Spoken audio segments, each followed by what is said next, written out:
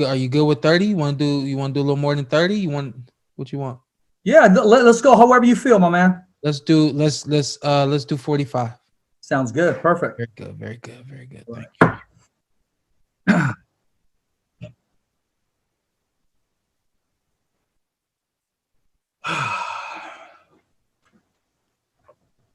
Make sure this thing's plugged in. As long as that light is lit up, that means it's plugged in.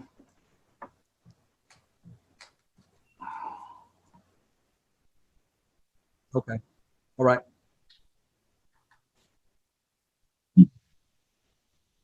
Okay. I'm Bob Arum, and I'm with the Fighter's Voice. My name is Andre Ward. Knocking out the competition. Fighter's Voice! The Fighter's Voice. Good evening, ladies and gentlemen, and welcome to the Fighter's Voice Knockout Podcast, along with my host, Shelly Hollis, rocking in Stockton, California. What's happening, Shelly? What's up, man? Oh, man, we got a great show for you this evening, ladies and gentlemen. As you can see who we have with us right now. But before we get into that, we're going to cover topics on the welterweight division, the lightweight division, and then we're even going to talk about the Cleveland Browns flipping the script, not only in the postseason, but, hey, we're keeping the dream alive, and you never know, man. They may just be wearing a ring when it's all said and done. There we are, my man's rocking his Cleveland Browns colors. Ladies and gentlemen, I don't want to waste any time, any seconds. Questionnaire has been flooding in today. Ladies and gentlemen, we have with us not the one-time, but the two-time Mr. Showtime, Shawn Porter. Welcome to the Fighter's Voice, my man. Hey, man. Thanks for reaching out. I appreciate it. A lot going on right now, especially with these Browns. You know what I mean? I appreciate you speaking that into the atmosphere that they could possibly have a ring. You know, at this point in time, I can tell you that Cleveland right now, we're kind of floating on the cloud right now because we have really had a season where we can enjoy our Browns along the way throughout the season. I mean, we've had season after season where we really collectively as fans we still tune in, but we really are just dropped off because we see that there's no future, you know, beyond the season. And this year has been the first season, I think, in about 17 years that we have made it to the postseason. And even crazier, real quick, and then we can get into it. But I got a couple friends that live out here in Vegas with me that are from Ohio, and with everything going on, my house has been on lockdown. But I talked to my wife. I said, listen, I want to just have the Cleveland boys here. Just three people, And she's like, all right, cool. I said, in my mind, we'll just do it 1 week and then we're good. Cause it's not that I didn't think we were going to beat the Steelers, but we haven't been here. You know what I mean? So I'm just like, we'll do it this week and then, you know, that'll be it. And here we are. I'm like, now I'm like really debating whether or not I'm going to invite these guys over for another week. Cause I didn't really expect this, you know what I mean? So right now is a good time to be a Cleveland Browns fan, and anybody who enjoys football, man, especially for the Browns, you got to be enjoying what you're seeing right now. All right, Shawn, well, I'm gonna have to congratulate you and the Browns on that, man. Thank you, man. Coming from a Raiders fan, bro, 17 years ain't longer than 18 years. Hey, y'all beat us this year, and I live in Las Vegas, so I'm like, man, y'all got to come here and show up. Don't let it happen where, you know what I mean. But it happened this year for y'all, so you know y'all got to win over us. Yeah, we did, and you know who we got to win over? And y'all were knocking on the door too, you know. And we got KC, which you got to see real soon. Yeah, I know y'all got KC too. That's what I said about the Raiders this year. I said, man, y'all had like an up and down season. Y'all were beating teams y'all weren't supposed to beat, and then y'all were losing to teams y'all weren't supposed to lose to. It was kind of weird. And I respect any Browns fans' compliments because me and you, we can empathize with our struggles. Like, you got to be committed to be a Raiders fan, dog. Yeah. Hey, listen, you got committed. You got you got to be born to be a Cleveland fan. You know what I mean? You have to be born into that. You know what I mean? So the cool part about that too is a lot of people that know me, they know how big of a Cleveland Browns fan I am, and they find themselves now at this point rooting for the Cleveland Browns, which is pretty cool. Congrats. You got to go for the Cinderella team, man. You got to go for the underdog. Me, myself, it's like Valentine's Day, man. I'm used to getting my heart broken, man. I'm a Cowboy fan. So it's like that last week, man, I get my hopes up for nothing, and then it just hits us. But hey, that's the NFL, man. That's a playoff football, and that's just football in general. First season for them, man. I think that they made the right move hiring McCarty. For his first year down there, I think things are going to start to go the right direction that they wanted to this coming season. Of course, with that going down, I mean, you know, when that happens, it's like he really was the captain of the ship. You know what I mean? There were Ezekiel Elliott and there were other players who were playmakers, but it seemed like it kind of revolved around Dak Prescott. You know what I mean? So to see him go down was heartbreaking.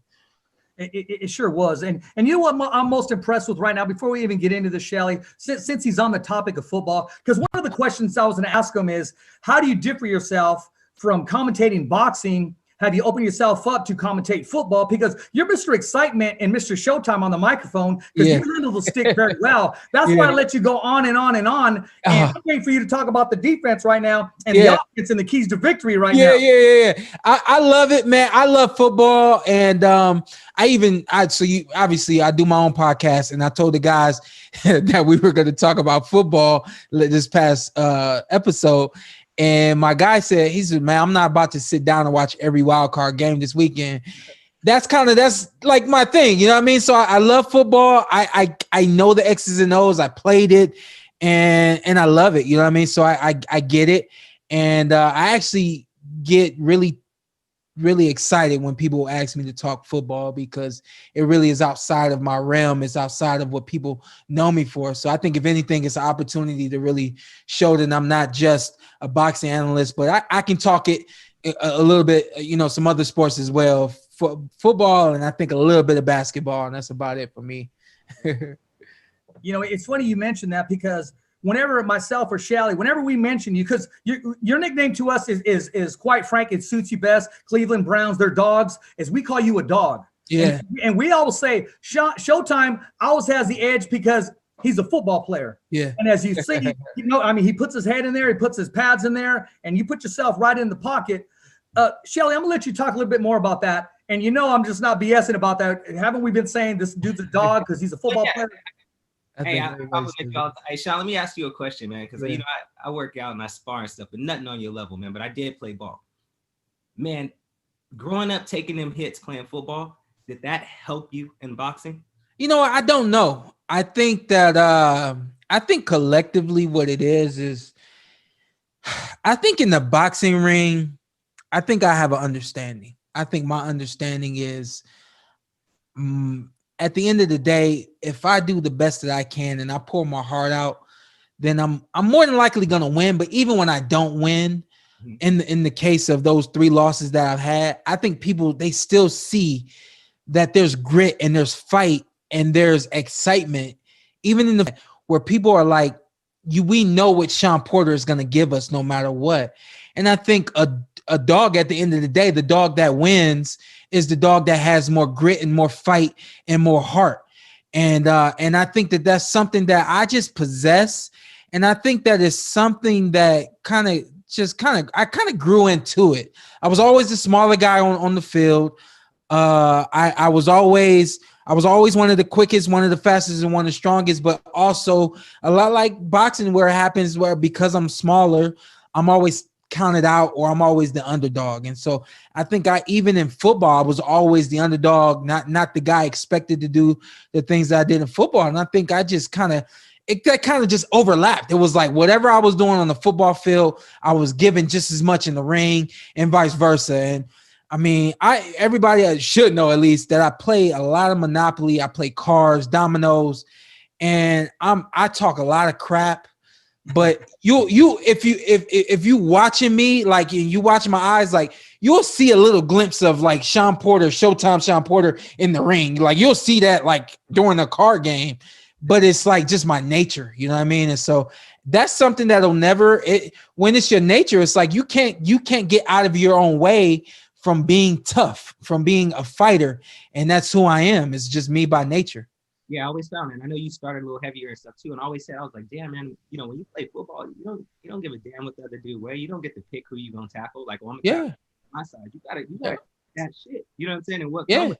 And that's how I see you as a fighter. I'm like, I know he played ball because dude ain't tripping on going through some shit. You know what I mean? That mentality. You play ball, you like, man, I gotta make that. But let me be honest with you. I've had cuts. I've had really just dog fights. I've had hard fights. I've had it all. And the best thing that you can do as a young fighter is learn from the older fighters. Watch film on what these older guys do, kind of pick up on the tendencies, the things that they do well, and just kind of adapt it and make it your own.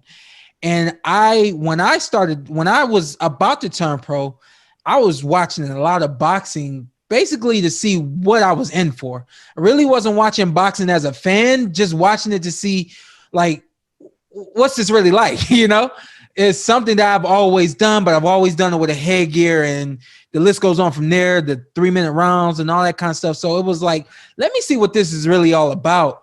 And I read people very well. So I would watch guys who would get cut, and I would see how they would handle cuts and so on and so forth. And I kind of was like a pen and pad and paper in my head. And I was just like, that's what I'm going to do. That's what I'm going to do. That's what I'm going to do. And so it's not only my nature to be tough, but it's also how I've seen other people handle themselves, understanding that that's what a fighter really does. And when that happens, that's what you have to do, you know? Yeah, that's a great analogy. Yeah, it is. Big fan of the show. One thing he tapped on the last podcast I watched, you were trying to explain to everybody the significance of body shots, right? Because of what we just seen with Ryan Garcia. Yeah. Story you told kind of reminds me of what you said right now. You're like, I was a student of the game. I think you were saying something about watching one of your boys take an L. It was actually my brother. In the sparring. Yeah. You're like, I got in there and the same thing. Yep. I was young, and even then I still didn't. What I was trying to explain, and I think that's kind of what I get into on my podcast, is I really want to give people an understanding of what it's like in the ring. And I was really trying to explain to people, like, the body shots, you see them land, and it's always a delayed reaction. So I know a lot of people are always like, was it really that bad? And they're like, is he faking? And all of that kind of stuff. Those guys aren't trying to get out of the ring. Like, they really can't get up, you know? And it's something that you really just can't explain. And to be honest with you, a lot of people they want to know what's it like to be in the ring. What did it feel like getting hit by this guy and all that kind of stuff.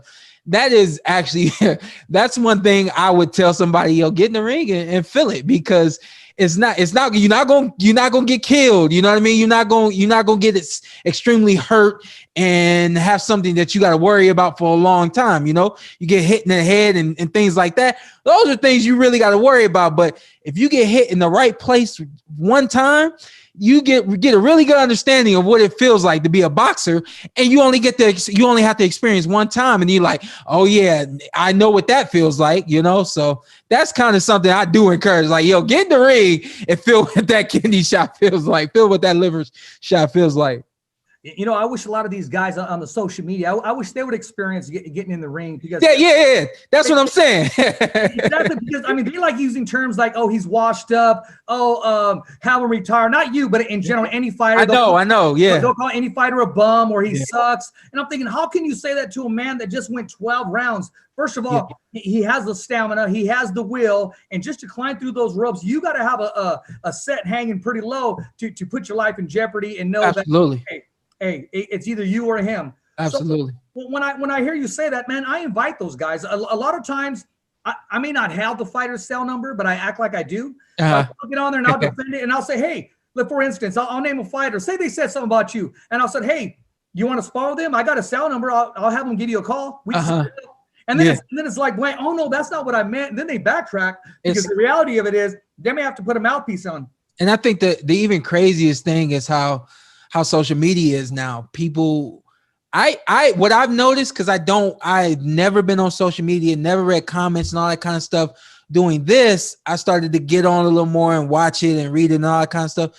People literally comment just to see what other people are going to say, just to see if other people are going to comment about what they said, just to get some type of attention, which is crazy. I mean, it's just, that's just crazy. But then they take it a step further, and they like to judge these fighters and say what these fighters could do and should do and what they would do and all that kind of stuff. And then if one of us happens to sneak up behind them or walk up behind them or see them or anything like that, it's a big old smile on their face, and they forget all about those comments because now it's real because we're right there, you know. So it's really interesting.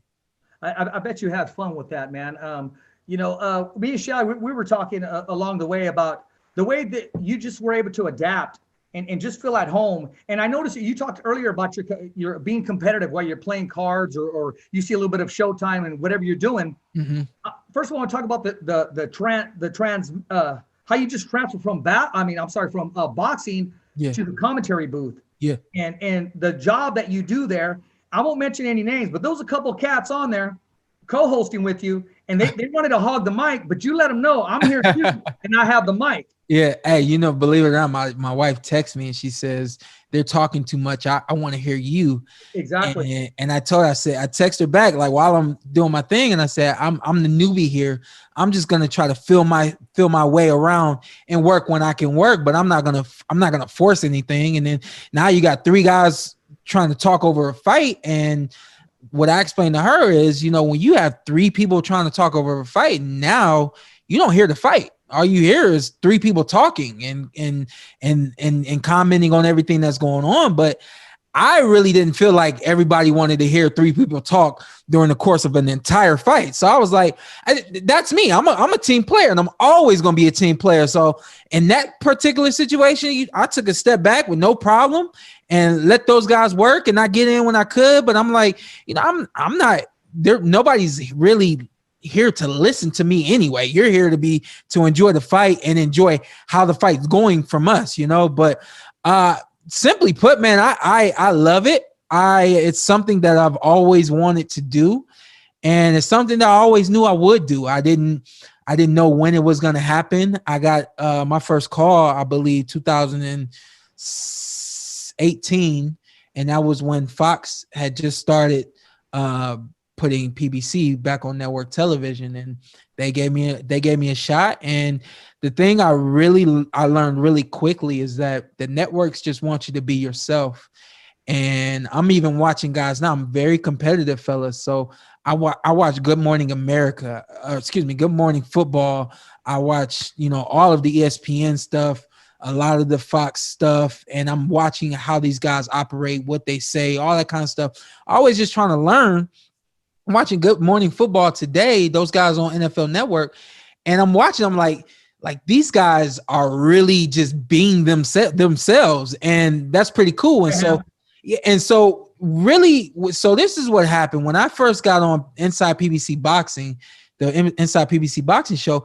I looked at myself in the mirror before we went up to start filming, and I said, whatever these people see this first day, meaning after we did the show, whatever they see is what they're going to expect. So just have fun, enjoy it, and show everybody what you want them to see from you moving forward. I kind of feel like I can do whatever I want to do now. I feel like if I had came on with a clown hat on today, or a clown wig or anything like that, some goofy glasses or anything, I feel like you guys would be receptive to it. But it's because I've given you guys a good understanding of who Showtime Porter is. And now nothing's a front, and now nothing's an act.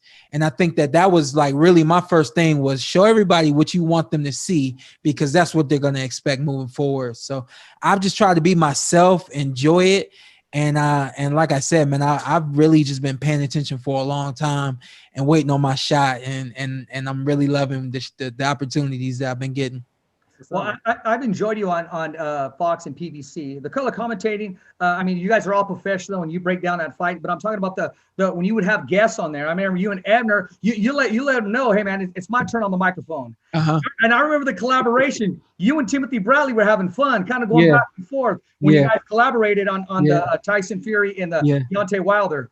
I'm really hoping that the next time Fox and ESPN can collaborate, I'm hoping to fight.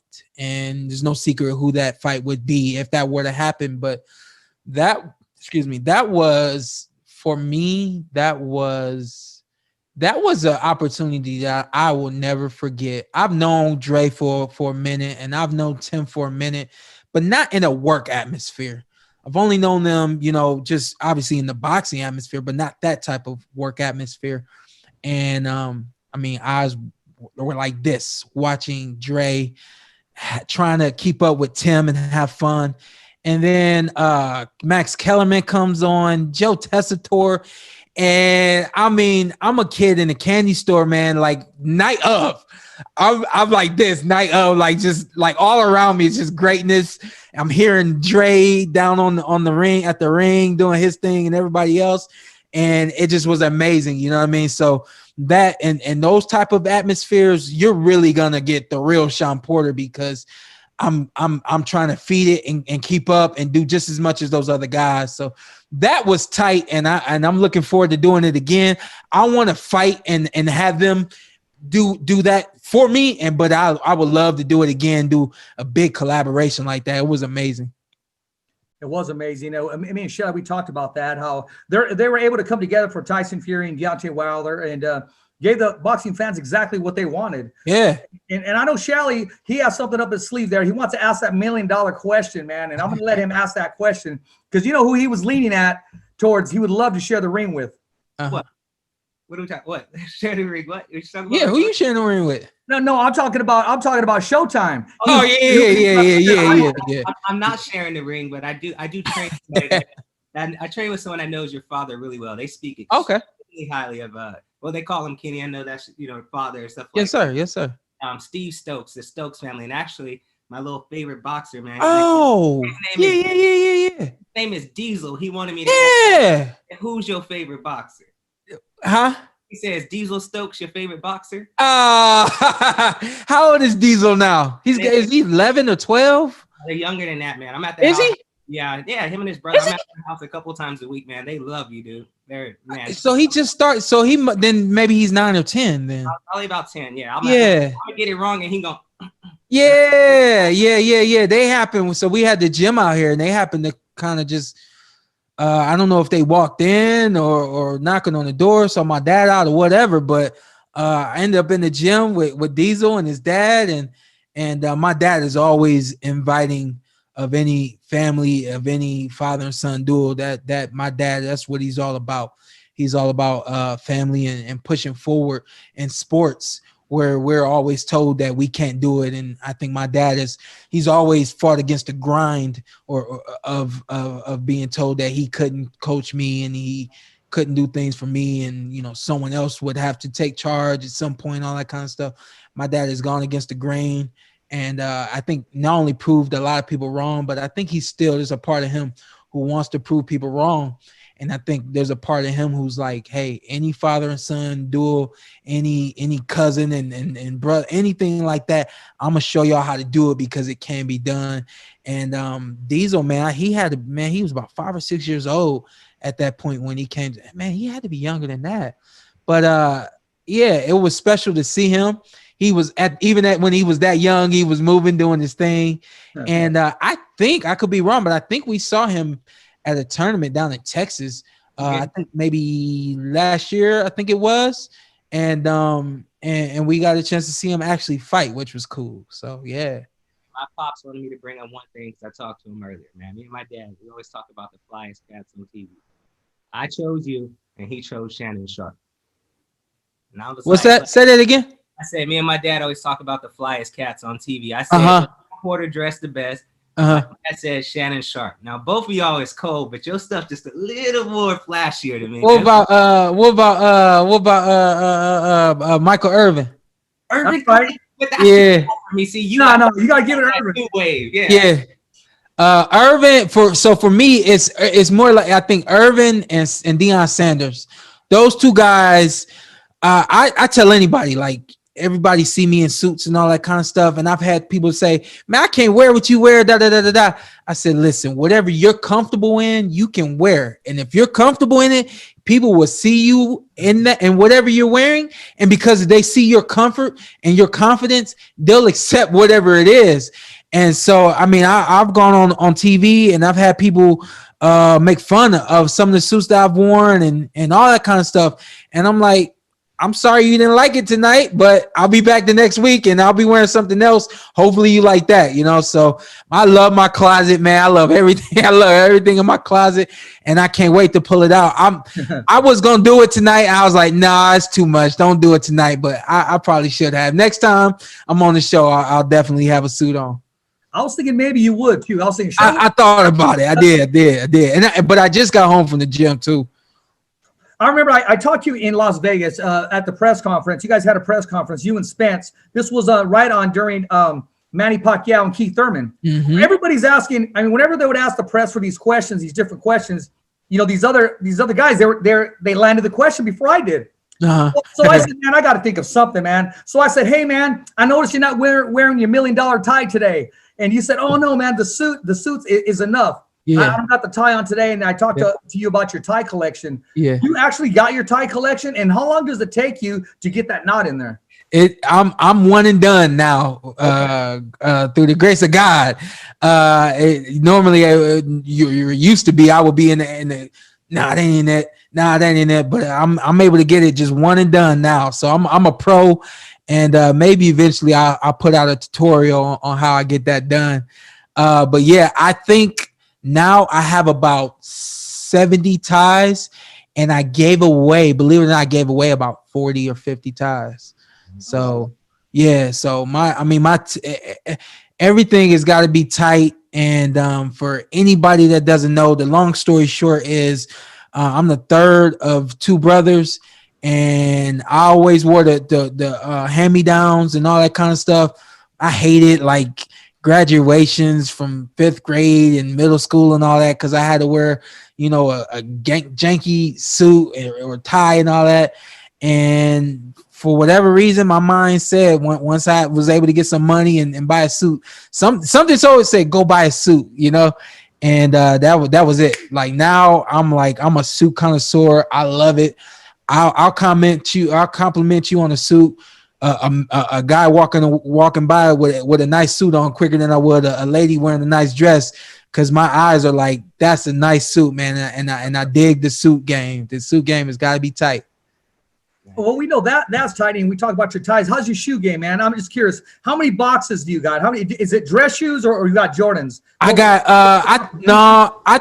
have more dress shoes, definitely more dress shoes than I do like just regular tennis shoes and things like that. But so here's another. So growing up, I wasn't able to afford like Jordans and all that kind of stuff. I had decent shoes. I remember telling my mom one day, don't ever take me to Payless ever again. My mama would get on here and tell her never take me to Payless again, because I just hated the shoes, you know. I begged my dad for some Nikes one time. He bought them, he said, and he argued with me in the store. You're going to scuff them up. I'm not buying them. They cost too much. I begged and pleaded. I got them, scuffed them up. You know what I mean? So I lived early on in my life. I lived not being able to have what most people had, like at school and stuff like that, the Jordans and the fly shoes and all that. So actually what I do now is I'm like a vintage dude. I'm quick to buy some Ken Griffey Juniors that I wanted back in the day. I got some Felines from way back in the day. I'm trying to think of who that was that had that shoe. Grant Hill. Grant Hill had some Felines back in the day. I couldn't afford the Felines. I grabbed them Felines. You know what I mean? So I got some AIs. A couple, like I got a kind of a collection of AIs. You know what I mean? So just everything that I couldn't get back in the day is like that's what I do now. But I think that's cheaper than trying to keep up with the Joneses and do what everybody's doing now. You know, I ain't got no Maybachs or nothing like that in the garage. All right, speaking of sneakers, man, there's one pair I'm curious about if you still got them. There's a pair of sneakers you earned in the gym in the Philippines, and you wore them in the fight. Yeah. Oh, that? I got them. I need to, you know what? I'm going to put them in the glass case, as it's got to be done. I'm putting them in the glass case. That was a true story. Okay. I asked him for shoes in the Philippines. I never got them. I'm a really quiet dude. I don't want to bother nobody. My dad's like, if you don't ask him now, you're not gonna get the shoes. I go in there, knock on the locker room. He's in there and he's actually getting undressed for the day and all that. I asked him if he has some shoes for me, Manny Pacquiao. He says, you didn't get your shoes, buddy? I said, no. And I'm like, at that point, I'm like already uncomfortable. I hardly want them now, you know? And he gave me the shoes that he had on his feet. He asked me what size shoe I wore, and he gave me the shoes that he had on his feet. And in my mind, I'd never tried them on. In my mind, I'm saving them for fight night. And I saved them for fight night. And a little unbeknownst to me, I'm in the back room warming up and I'm shaking my feet out because, you know, I feel a little bit. But oh my God, this was a 10-round fight. And by the third or fourth round, my feet were cramped. And I'm going back to the corner thinking more about my feet than I am what my dad's telling me to do. And I just remember thinking this is the last time I ever wear shoes that I can't fit. That's what's up, man. Those are going in the glass case, man. I gotta do them right. How long did that fight go? It was a 10-round fight. That was my I think that was my 12th professional fight, and it was for the NABO title, I believe. 10 rounds. There you go. Yeah. Hey, Showtime, I got a lot of questions, man. I'm gonna have to cut some of these in half, but I'm gonna go ahead and start if you're ready for them. Yeah, no, we good, man. Let's do it. Okay, this is coming from a WBO junior lightweight champion of the world, Jamal Herring. He said, I'd love to know who's his top 3 opponents he'd like to fight in 2021. Who's on his wish list? Yeah. If I can make it happen and have, you know, the blessings of God and the most success of that any fighter could hope and wish for, I'd fight Terrence Crawford, Manny Pacquiao, and Errol Spence Jr. this year if I could.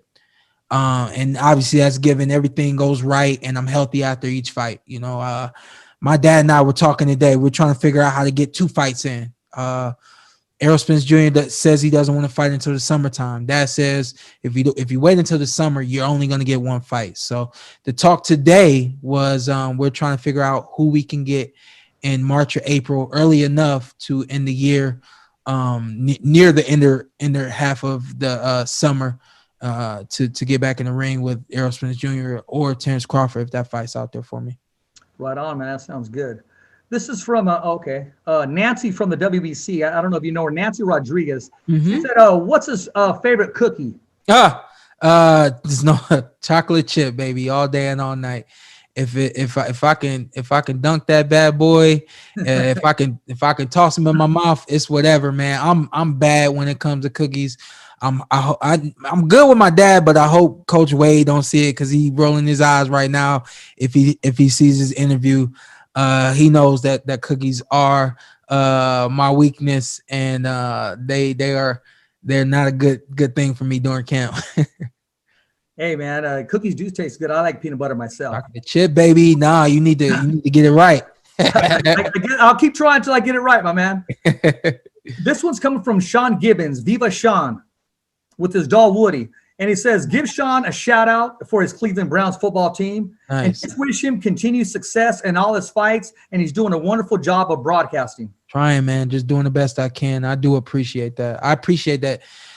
I told my wife this just the other day. I said, I don't know why in my mind, somebody was telling me about the podcast a lot like Shelly right there. He says, I'm a big fan. Like in my mind, I know what I'm doing, but for whatever reason, I don't really fathom like who's really tuning in and who's watching and stuff like that. So I'm just always really humble when people tell me that they're watching and they're listening. And I think the thing I get the most right now is that people say that right now you can kind of watch me, and if you're not a fan of boxing, you don't know much about boxing, you learn a lot really quickly from me. So I think that's a really good thing.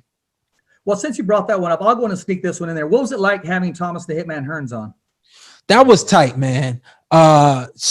Again, so someone contacted me, said, hey, Hitman wants to get on your show.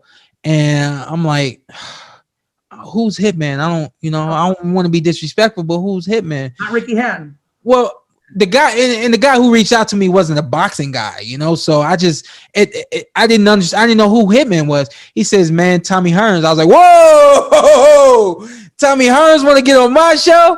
I played it cool. I was like, all right, yeah, give him my number and tell him to call me, so we put it together. And to see, man, it was tight. So my studio is right here in my house. And for me, first of all, to have Tommy Hearns come to my house, that in itself was tight. I tried my best to just be cool and do a good interview and all that kind of stuff. But on the inside, I was like,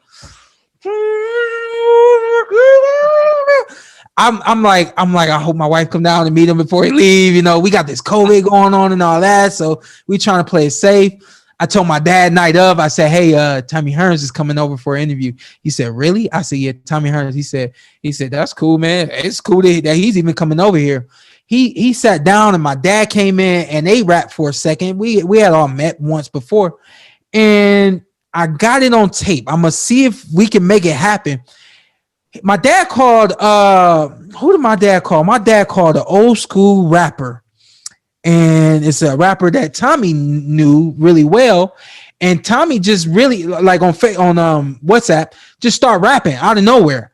I didn't recognize the rap, so I don't know if he was freestyling or what, but I'm sitting here like, dang. And I didn't think like, yo, turn it on so you can get started and get this. So I didn't get it, but somebody else who was my producer that was here, he got a little bit of it, man. We gotta dig that up. But at the end of the day, man, he was really poised and ready to just talk some boxing and be cool. It's hard sometimes, to get some of these guys to, get outside themselves and, loosen up and give you some time. And I was just blessed that he came here ready to give me some time.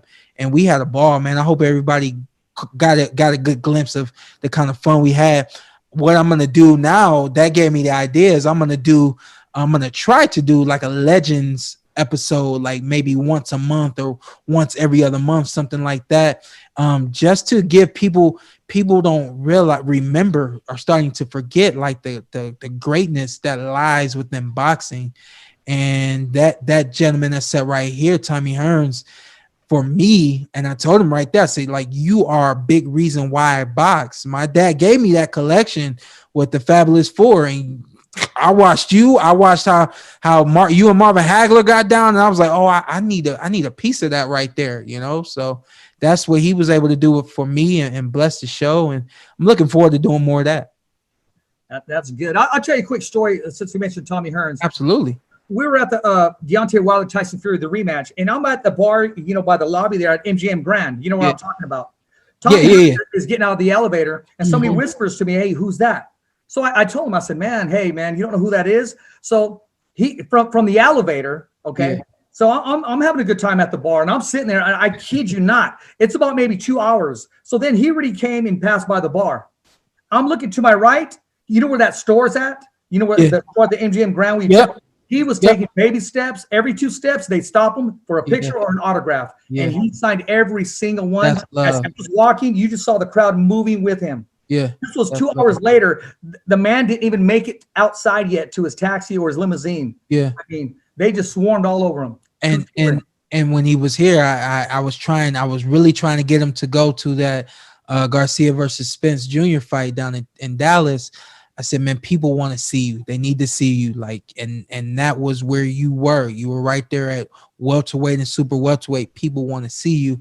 And I wasn't able to get them down there. But for me, if I have an opportunity to remind listeners, remind boxing fans, remind people of the greatness that once was, and that there's greatness to come, in the future.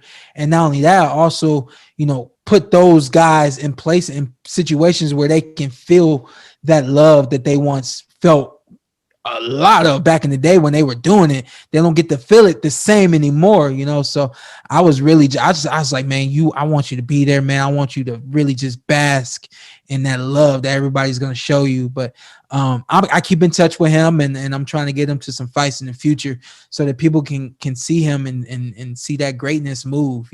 I was actually in MGM one time when Muhammad Ali showed up at a fight. I think it was a Floyd Mayweather fight, but I don't remember for sure. And I remember maybe I'm tripping, but I remember once he came in and people saw that he was coming in, no one rushed to get a picture with him. Nobody was trying to yell at him and talk to him or touch his hand or anything. Everybody literally just stood up and started clapping. It was just one of the most beautiful things I had ever seen. And for me to have seen that was, again, I'm competitive, and not am I trying to compete with Muhammad Ali, but I was like, man, to be able to walk in a room someday and everybody just pay me homage and respect like this is unreal. And I just looked around and I saw like just the love that people have for Muhammad Ali, and I didn't get a chance to speak to him, nor did I really want to. I was just as respectful as everybody else. But I think if there was any fighter I could have ever met, it would have been Muhammad Ali. He was special. No secret in that. That's amazing. That just by sight, you're listening to the story, Shelly, and just by sight, just watching the man, I mean, you're already inspired. I mean, that story that you're telling, I can vision him coming in and just exactly. And just you sharing it was a beautiful story. I mean, it happens. Fighters come in and it's tight. Fighters come in, everybody claps. You show us on the teletrons and all that. Everybody claps and hoops and hollers and all that. But we never get any peace. And I'm not saying there's anything wrong with it, but there's always in between the fight, somebody's going to try to, scoot in and get a picture with you, or, hey, can you come get an autograph? Nobody dared that with Muhammad Ali. And I recognize that, man. And that was something for me, man. Like I saw that and I was like, I said, yeah. And the second closest one I seen, who would you think it was? I would say, Joe Frazier or Mike Tyson. Mike Tyson.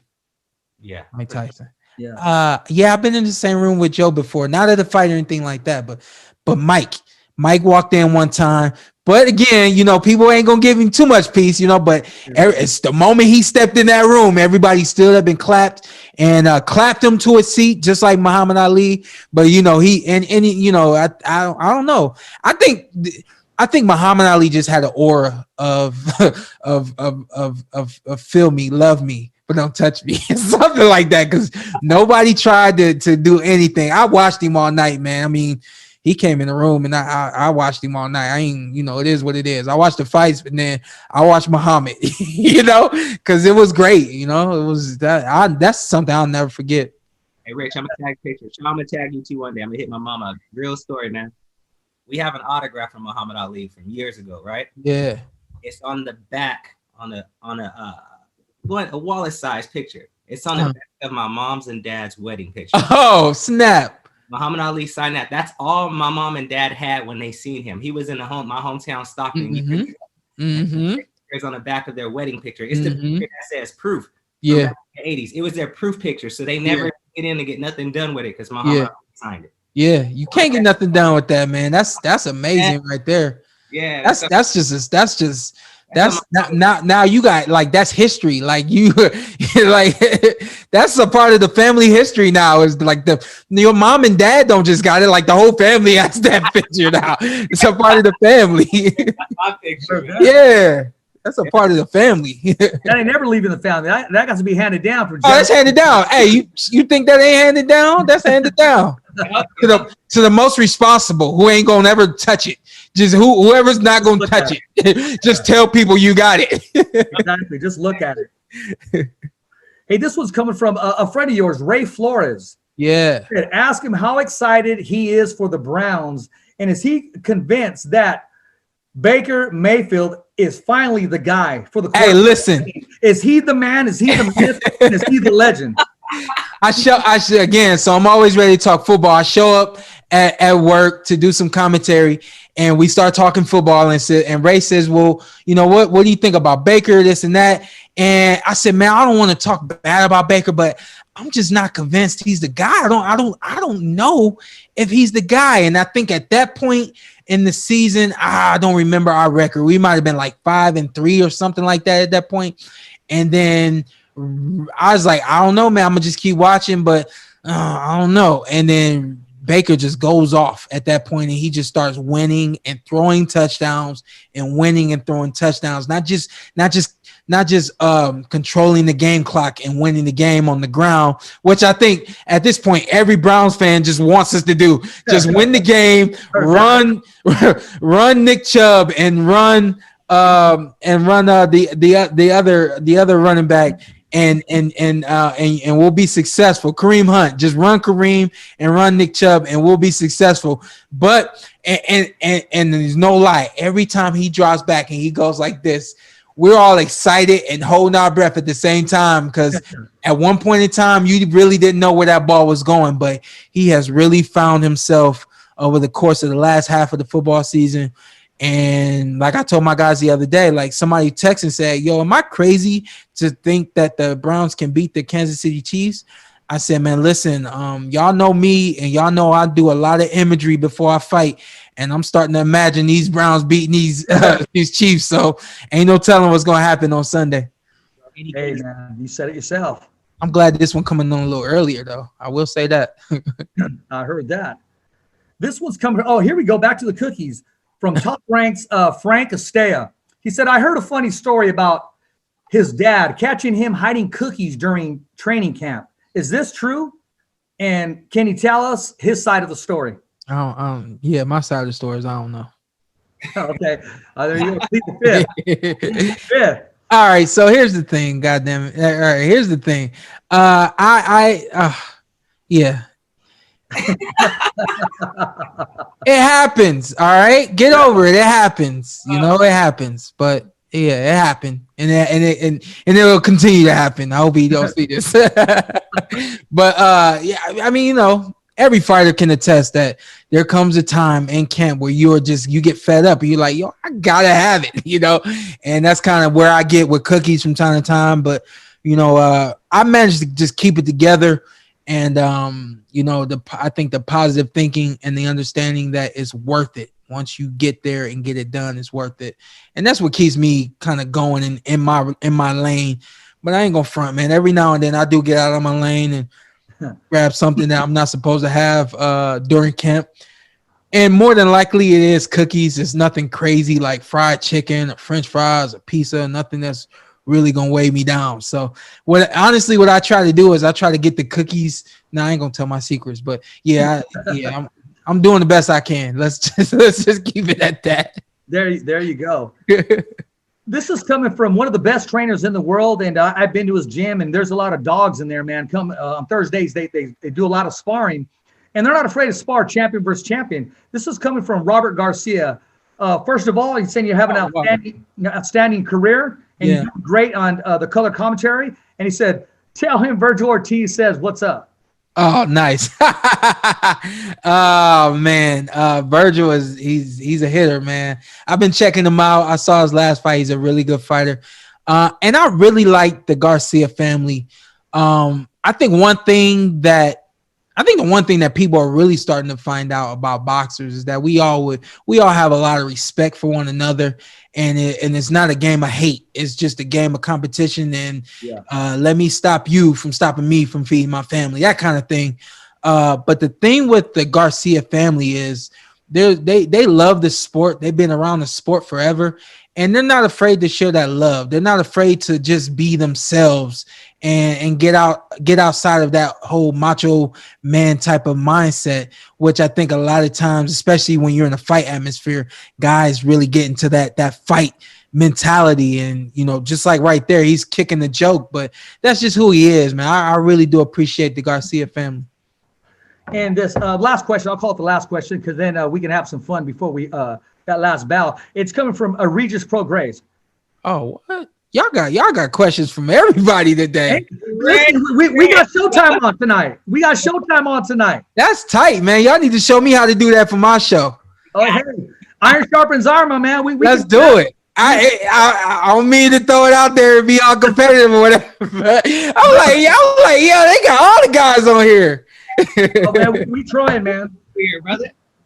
He said, how hard of a transition was it, again, from the ring to color commentary?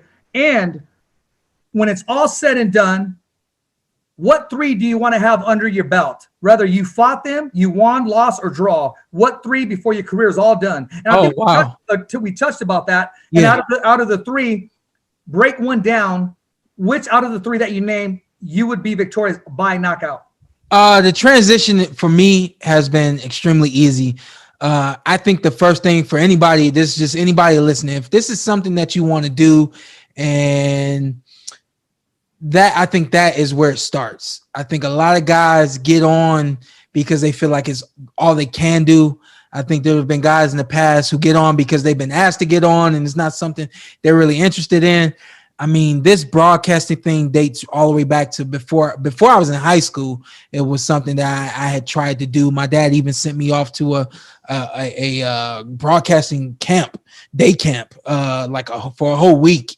And I'm like, I don't really want to be here, but little beknownst to me, like I needed to be there.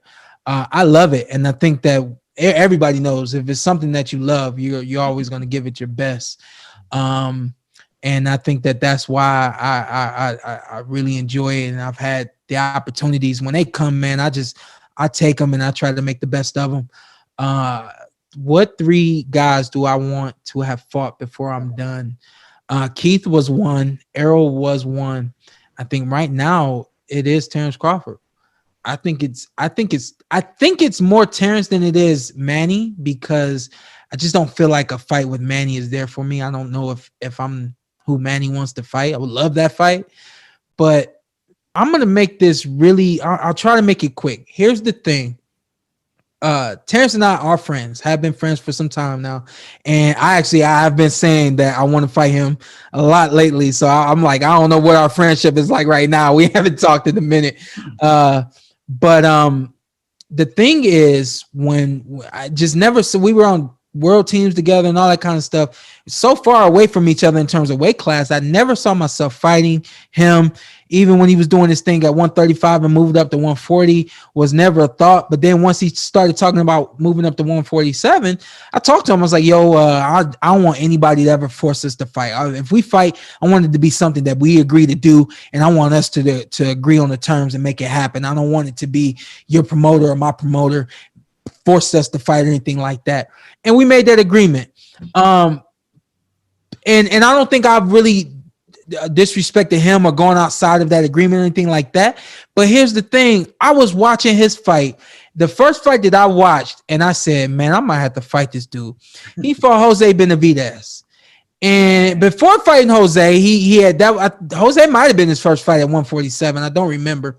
But even when I knew he was moving up, I was like, we had that conversation, and I kind of left it alone. I'm like, I'm never going to fight him. I'm never going to fight him. It's whatever. And it has nothing to do with Top Rank and PBC or anything like that. It just simply was me feeling like he was somebody I never saw myself fighting, and I never wanted to fight. But then I saw him fight Jose Benavidez.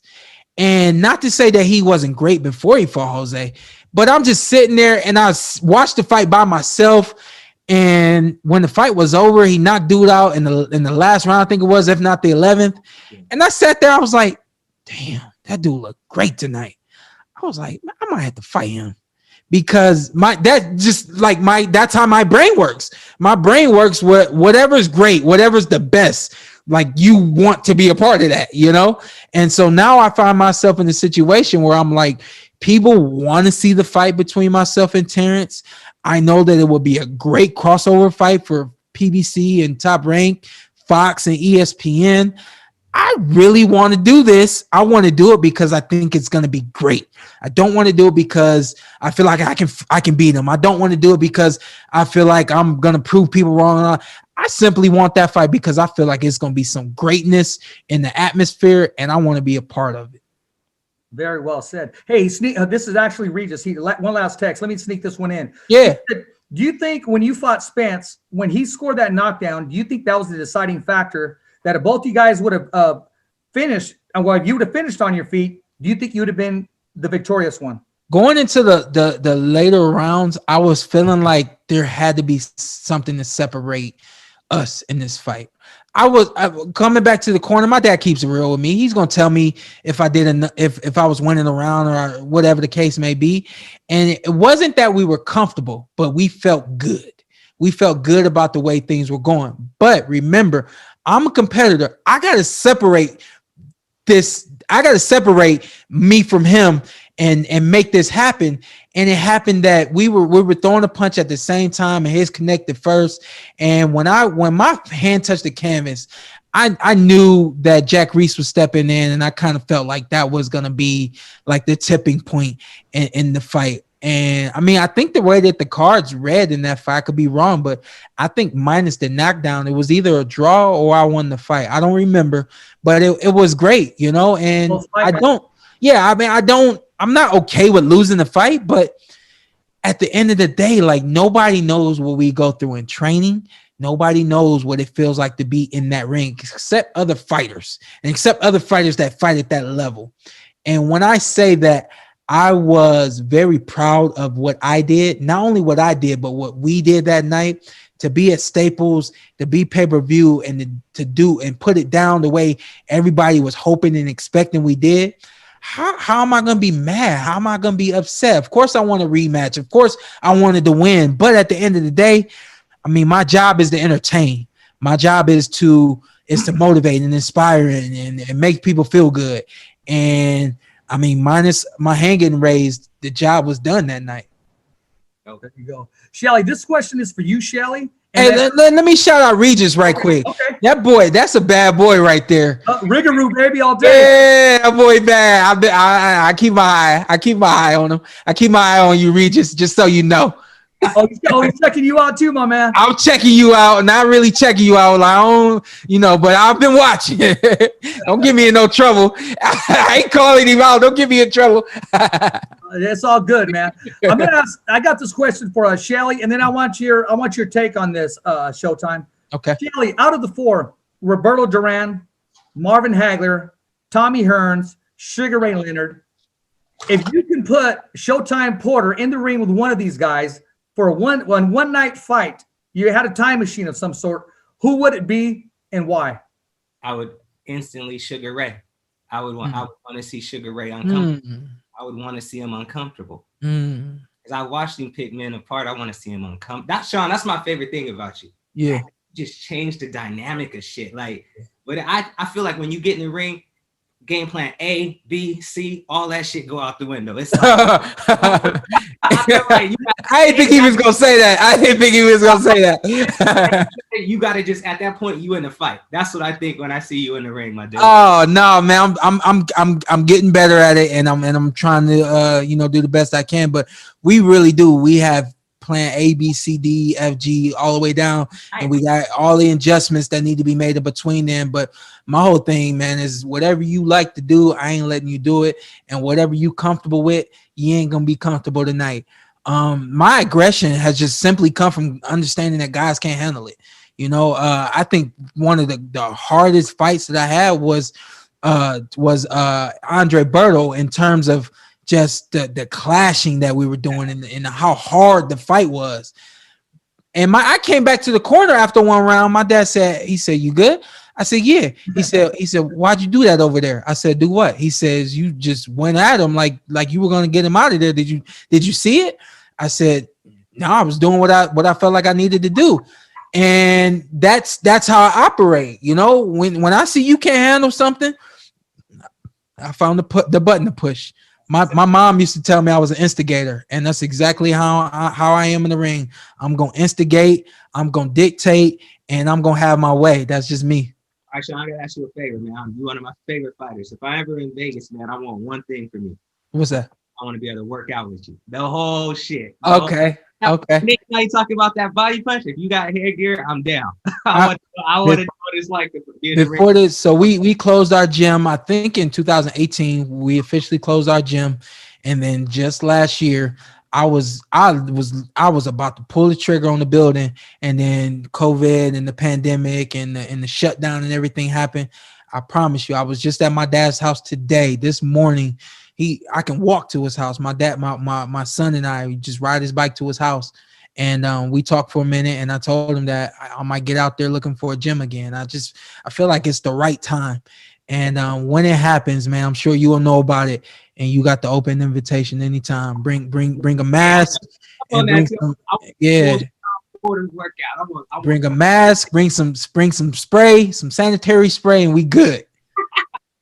Well, I'm gonna do the post fight, and I'll do the pre-fight and the post-fight interviews of both you guys. Oh, if you want to spar, I probably could make that happen if you want to. sparring. I want everything. I want the full. Oh, he said, I don't got no like package for getting it. You got the Showtime Porter package. I want the all inclusive. Exactly, the VIP. He wants it nonstop.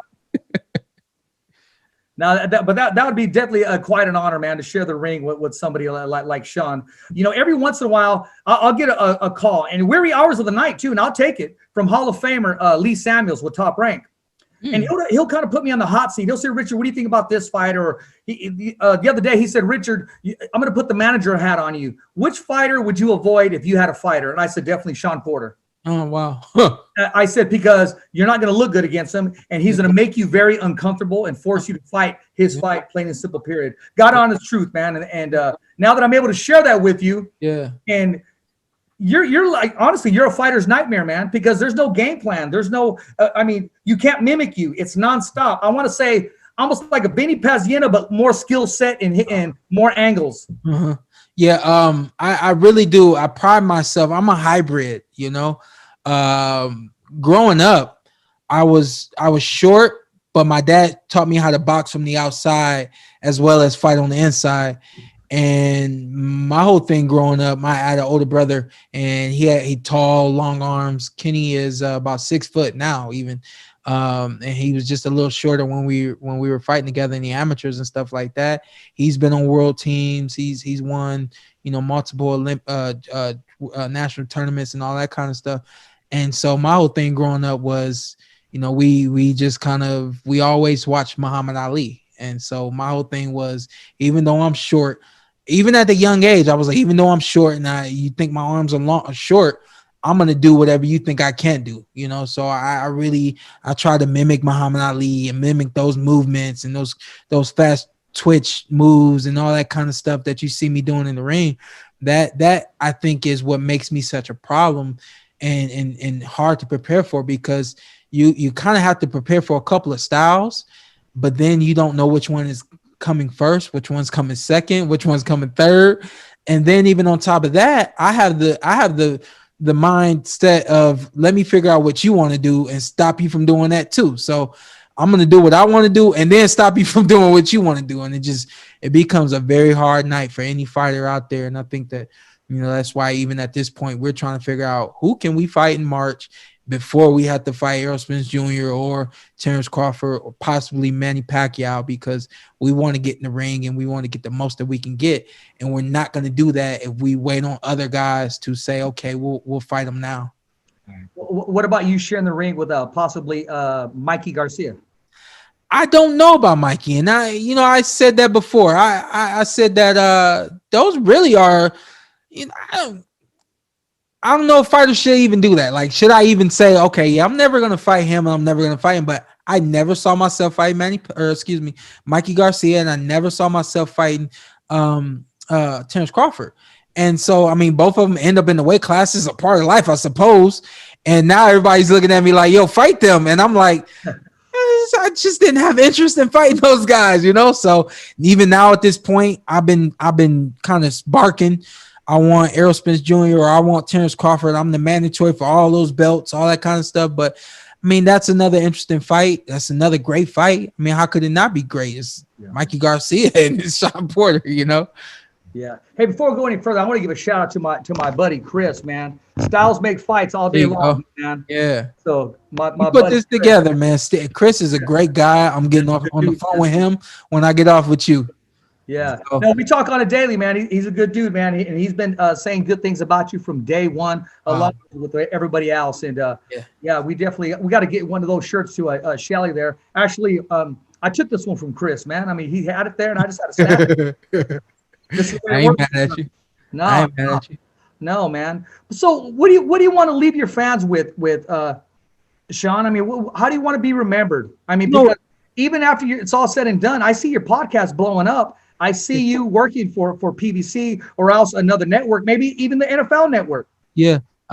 Just before you asked me that question, I was actually thinking that. I was thinking, like, the best thing that I could do at this point is just have is to have the kind of reputation that I have and have the and be the type of person that everyone just has good things to say about. I think that that's something that I've always strived for. I've always wanted people to see me at my best. Never wanted anyone to see me at my worst or anything like that at all. I mean, and I got stories that I may eventually even tell, and you're like, wow, well, there's an opportunity where he really put his career and what he wanted people to know him for before he put his own personal feelings or anything like that at all. So, man, I think at the end of the day, I'm just going to continue to try to do the best that I can.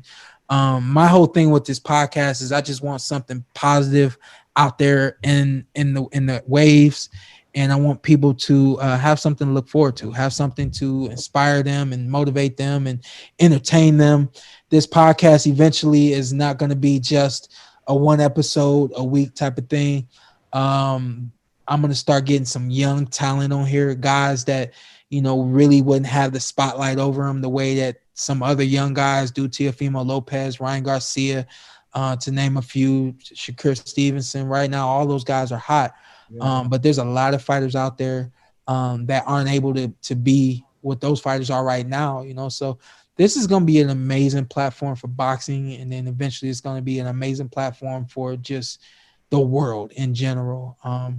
I know our first or second episode, I think it was the second episode, we teased that we were going to have Damian Lillard on the show, and it worked out that we weren't able to get him. But I want this show eventually. You're gonna see NBA players, NFL players, retired and currently playing. You're gonna see rappers. You're gonna see spoken word poets. You're gonna see doctors, lawyers. I mean, anything that you can think of, any way that I can share something and help somebody knowledge. That's exactly what I intend to do. I asked Bernard Hopkins to come on the show. I kind of was just looking for a way to end the last year and bring in this year big, and I ended up, he just was on my, I was like, who can I ask to get on the podcast? And I was going through my phone and I saw his name. I was like, let me try Bernard, and he actually wanted to get on the show. I'm glad that he did, but I didn't know what to expect. But he came on my show. But he's a legend. So eventually I'm hoping to have him right here in this seat and do more. I don't know if y'all caught the episode, but I mean, I think he did like 30 minutes with us, and from beginning to end, it's raining bombs of knowledge and wisdom and positivity and how to be a man, how to be a fighter, all that.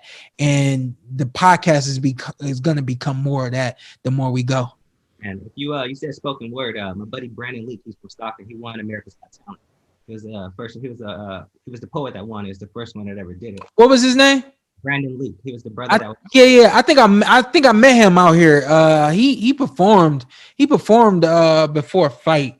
I don't remember what it was, but yeah, I met him one time, and we took a shot and all that kind of stuff, and I don't think we exchanged information, but he was a good dude. And like I'm talking about, man, like guys like him who know how to use their voice, like you're gonna be here eventually, because that's what this is for. This is just simply for people to use their voice and spread positivity and goodness. You know, this ain't, my show ain't no, you know, we ain't gonna be cussing a whole bunch and doing no outside the script type stuff. Our stuff is gonna be tight and it's gonna be fun, you know.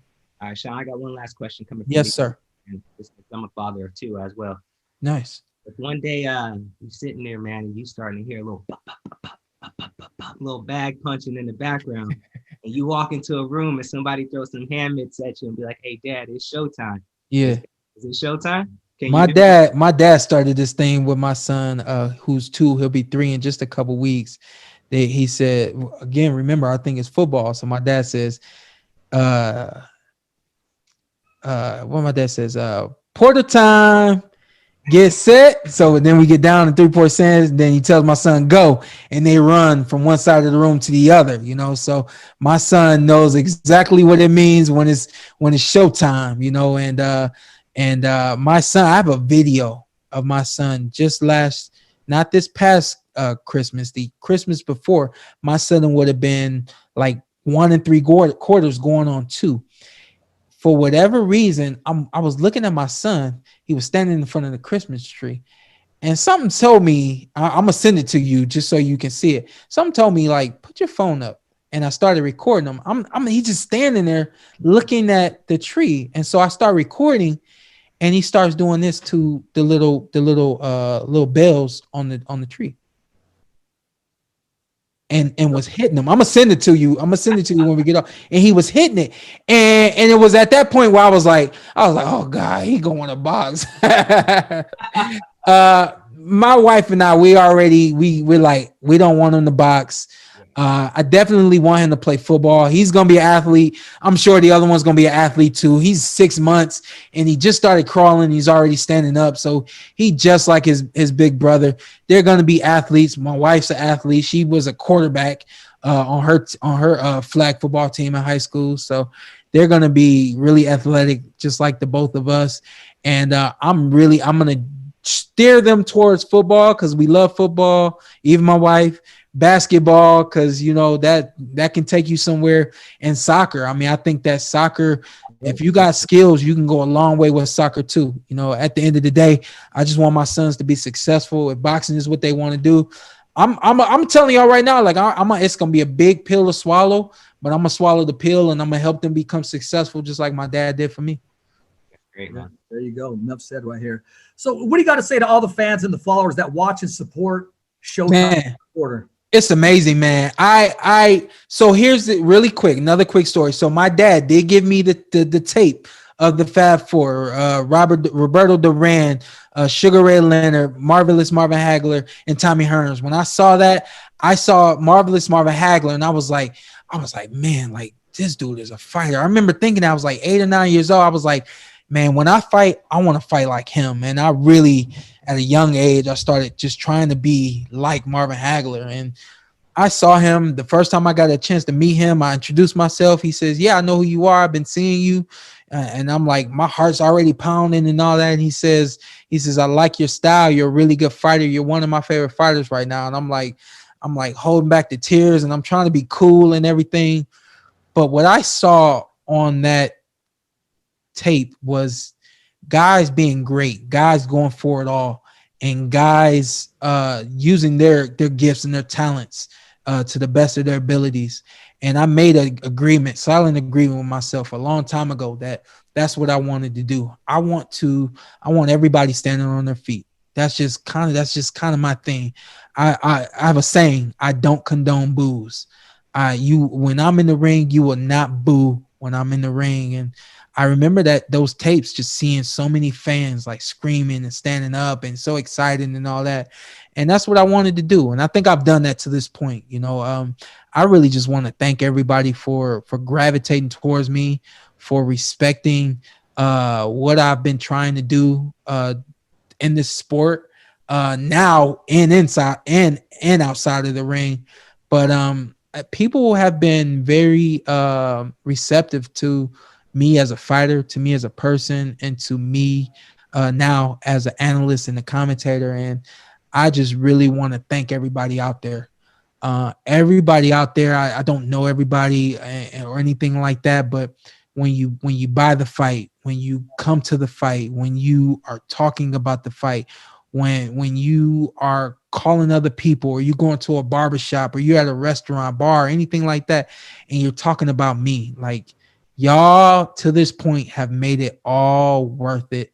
And from the bottom of my heart, this is not me, you know, I'm not signing off like I'm done boxing, but I just want to thank everybody from the bottom of my heart for making my dreams of being able to fight in front of big crowds at big venues. You guys have all made it happen.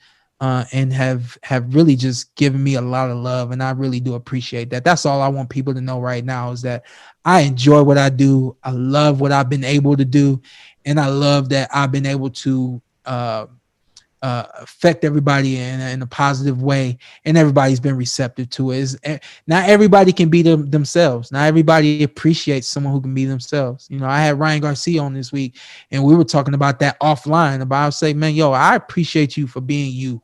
A lot of other fighters, they try to find these gimmicks, or they try to be something that they think people want them to be. I sat down one day and I was like, man, I literally was like, I gotta find a gimmick. I get something like, I don't want to be Mayweather, but I gotta figure it out. Sat down in the room for like 4 hours. Couldn't think of nothing. I was like, I guess I'll be myself. And look at me now. Like, I decided to be myself, and it was probably the best decision I could ever made. So I just want to thank everybody, and thank you for having me on, man. I didn't know what this was going to be, but it was well worth my time, and I'm really appreciative. Thank you. Mike, I got a little secret, man. When I know that you said 30 minutes to 45, you could even said 10. I would agree, because I knew in my heart where it was going. Yeah. I really did. Yeah. It never fails. I ain't go for, man. I'm trying to be respectful to my family and get out of this room so I can be with them and do what they need me to do around the house. But you know, it's especially when I'm talking boxing and all that kind of stuff. I have fun doing this, man. So I appreciate you for having me on. Absolutely. If it happens in the future that you want to do something, man, just like last time, reach out and we'll make it happen. Special occasion, anything at all, it's a big fight, or you just want to hear my voice, anything like that, man, you got me anytime. Good, I appreciate that, and I'll take you up on that. Yes, how do we follow you? Tell everybody about the Porter Way. What days does it come on? How do we follow you? How can we be a follower to the Porter Way podcast? The Porter Way podcast is on everything: Spotify, the Apple Podcast app, Anchor, everything. It's on every platform that you want to see or hear it. The one that I watch is always on YouTube. I'm a visual guy. We drop our episodes every Tuesday. Now we'll be getting them out in the morning. So sometime around Tuesday morning, afternoon, we drop a new episode. We're going to be doing some great big things coming up in the future. Showtime Sean P, Instagram, Facebook, Twitter. The podcast, Twitter and Instagram, I believe, is the Porter Way Pod or the Porter Way Podcast. So just keep looking out, man. It's gonna get better. It's gonna be great. So appreciate you guys for doing that plug too. Hey, no problem, man. We're gonna take it home right now, but hang tough after we go down, because we're gonna stay on. Did you have something, Shawn? Yeah, let me ask you a question right quick. Sure. Like what? So what's your thing with boxing? Did you do it in the past, or you just a big boxing connoisseur and you know the sport? Like, I just want to know, like, why people tune into you, and how you have someone like Top Ranks, one of their Hall of Famers, calling you and seeing what you think about things and all that kind of stuff. Like, how did you get where you at in this sport? My mama was working graveyard shift, so she was supposed to sleep, and I was share the couch with her. And as a little boy, she said, "Look, that's Muhammad Ali." And she said he was very good, but he couldn't beat Joe Louis. And I didn't understand any of that stuff, but she schooled me. That was actually my mom. So I became a fan. I never called anybody dad in my life. So I became a fan of the sport from listening to it round by round on radio, etc. I would actually bribe kids around the neighborhood, so we can share the ring together. But we had a water hose. Remember back in the day? So, no, that ain't back in my day. I wasn't doing that. We didn't have a ring in the neighborhood, so it was a water hose. So, anyways, long story short, I wrote for the Madera Tribune. I love the sport of boxing, the sweet science, and I got away for it for a while. I just didn't want to do it any longer. I had some things happen, didn't want to do it, but my son went to heaven, and when I spoke at my son's service, I said, there has to be something I can do for him. What could I do? I mean, I'm reaching for the stars. Do I wear hats? Do I pierce my other ear? Do I wear a polo? Because that's the stuff he would wear. Anything just to give back. And I kept looking for it. And then God just gave me this, that after use your platform, use your voice. So I was able to be blessed to do some commentary, do some ring announcing and some interviews. And after end of every interview, I would always end it with a thumbs up for Richie.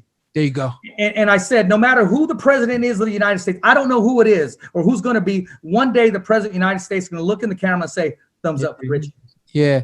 So, man, that's beautiful, man. So I keep this platform right here. And our whole thing is just like yourself. You don't need a mouthpiece or boxing gloves to be on the show. You can be fighting, to keep your marriage. You can be fighting cancer. You can be fighting for whatever it is in life. Every fighter has a voice. And when I said that, because I had every opportunity, Shawn, not to wake up, to stick a pistol to my mouth and not come home one day and nobody blame me, but I fought through it. And I said I would give every single breath that I take and dedicate it to my son. And along the way, everybody gets to benefit from it. Sir. Yes, sir. You got it. Hey, man, you got me anytime you want me, man. that's what it's all about. You know what I mean? Man, that's what it's all about, man. I appreciate that story. Thank you. The same way with the Porter way. The same way you say, man, I don't know what president's gonna be, but he's gonna look into the camera and say, thumbs up for Richie. The Porter way. I want it to be. It's a podcast right now, but I want it to become I want it to become a way of life. I want people to say, yo, man, I was just doing it the Porter way, or you got to do things the Porter way. That's not the way you do it. You do it the Porter way. But I need everybody to understand what the Porter way is. It's everything that you just spoke on, man. It's all about positivity, not letting go, not letting down, not letting people down, not letting go of what you know you should do. You could have done the worst and you didn't, because you decided to do things the Porter way and you didn't even know it. Yeah, exactly. But and also just to credit you, I don't want to, take over, but you did the right thing, man, and have continued to do the right thing, as you can see. I mean, I'm proud of you and proud to be on this podcast right now. Appreciate it, man. You're a class act. Like I said, after we go to this outro, hang around here, man, because definitely want to have at least 60 seconds before we let you go back to your family. I know to say something. First of all, I want to thank all the viewers and the fans and my buddy Chris for making it happen. Styles make fights. They don't just make everything, they make fights. Well, something about when you wear that gear gives you that extra strength and you can go that extra mile. Styles make fights. So, hey, Rich Ortiz, your host of The Fighter's Voice. Shelly Hollis. Don't forget to follow our YouTube channel, www.youtube.com/thefightersvoice. Every fighter has a voice, and so does our guest, the one, the only, the man, the myth, the legend, Mr. Showtime Porter. And I'm going to let him take us home. And as always, it's a wrap. Thumbs up for Richie. Okay, thumbs up for Richie. God bless you guys. Until next week. Remember. It's always voiceography at its finest. Nice to meet you, Shelly. So on behalf of Richard Ortiz, Cole Escovedo, the special guests, and all the crew right here at the Kick-Ass Podcast, saying hasta luego, babies. And always, thanks for listening. Okay, fight fans, it's not good.